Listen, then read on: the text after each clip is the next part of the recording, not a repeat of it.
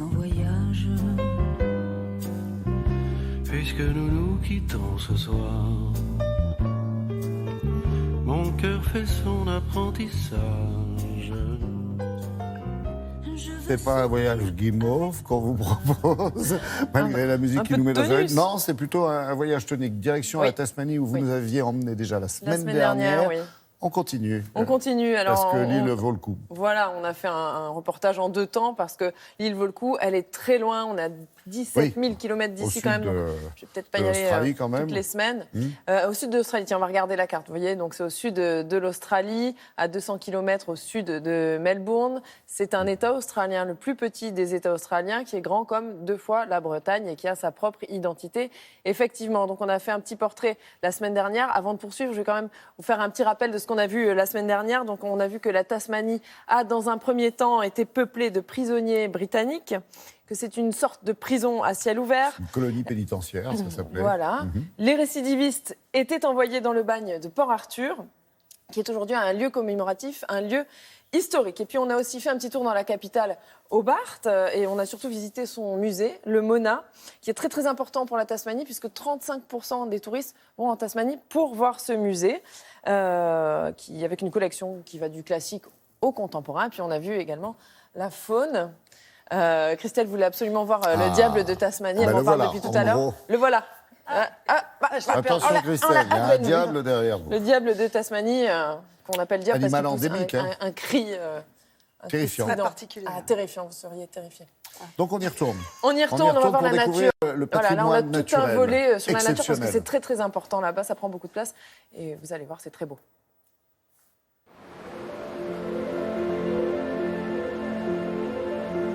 Ces arbres font partie des plus grands qui existent. Ils peuvent dépasser les 100 mètres de haut ici en Tasmanie.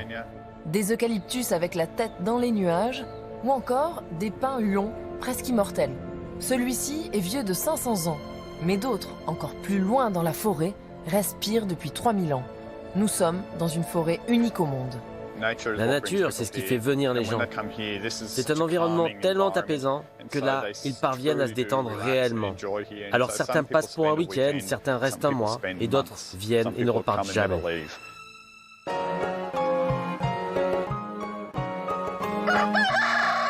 Les Tasmaniens le savent, ils ont un environnement privilégié.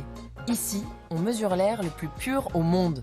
Ce couple d'Australiens a quitté Sydney pour fonder ce petit paradis. Une mini-ferme bio où les touristes apprennent à cultiver, à cuisiner, mais surtout à se reconnecter avec la nature. « 20 minutes de traversée en ferry et vous débarquerez sur la splendide île de Bruny. Ici, les producteurs s'en donnent à cœur joie. Des fromages au lait cru, je vous assure qu'ils peuvent épater une Française. Des poires, des pommes, toutes sortes de produits maraîchers, mais aussi des élevages qui paissent dans les prés. Et du miel, à la réputation mondiale et produit par un Français venu chercher ici l'endroit idéal. Et on est une île entre mer, montagne, en relation avec les glaces de l'Antarctique, donc qui apporte des climats froids dans l'hiver et chauds par les courants qui viennent de l'Australie. Donc c'est un mélange des deux qui apporte une flore qui est riche. Ce qui est important pour les abeilles, pour le miel, pour la vie des insectes. Moi, je vous emmène faire quelque chose que j'ai encore jamais fait de toute ma vie. On va aller pêcher les huîtres sauvages. Il y en a partout là. Et si j'arrive à les ouvrir, on va les déguster.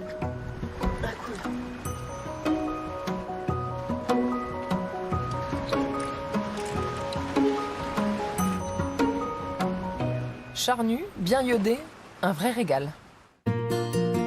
Et la nature continue de nous épater, changement de paysage, au parc national de Freycinet. Le sable est d'un blanc éclatant, il donne sa couleur turquoise aux eaux des mers du sud, et puis il y a un microclimat ici. Le temps est plus sec, plus ensoleillé. La géologie est unique, avec ses roches de granit rose. Tous ces éléments font de Freycinet la destination d'escapade préférée des Tasmaniens, de nombreux Australiens et de plus en plus de touristes du monde entier. On est au début du boom, ici à Freycinet et en Tasmanie plus généralement. Le tourisme augmente, donc nous devons prendre de sages décisions pour protéger notre terre, aujourd'hui et à l'avenir. Les gens viennent en Tasmanie pour une expérience au cœur de la nature.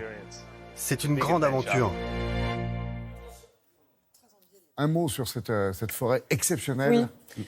Alors, on voit le pin huon au début de ce reportage. Celui-ci a 500 ans. Tout autour, il y en a qui ont 2-3 000 ans. Il y en a au fond de la forêt, il y en a un qui aurait 10 500 ans. J'ai vérifié cette information, ça me paraît vraiment... vertige. Ouais, c'est incroyable. 10 000 ans, vous vous rendez compte dingue. C'est plus vieux que tout ce qu'on connaît. Et il paraît qu'il y a un chef étoilé français qui va faire ses courses en Tasmanie. 3 étoiles. Lui. Alain Passard, qui est allé se promener en Tasmanie pour voir justement tous ces beaux produits. Et ce miel, entre autres, ce miel qui est unique, ce miel d'un arbre qui s'appelle Leatherwood, qui ne pousse que là-bas, donc qui n'est produit que là-bas. Eh bien Alain Passard, est allé faire ses courses en Tasmanie. Parfait, merci beaucoup Tania.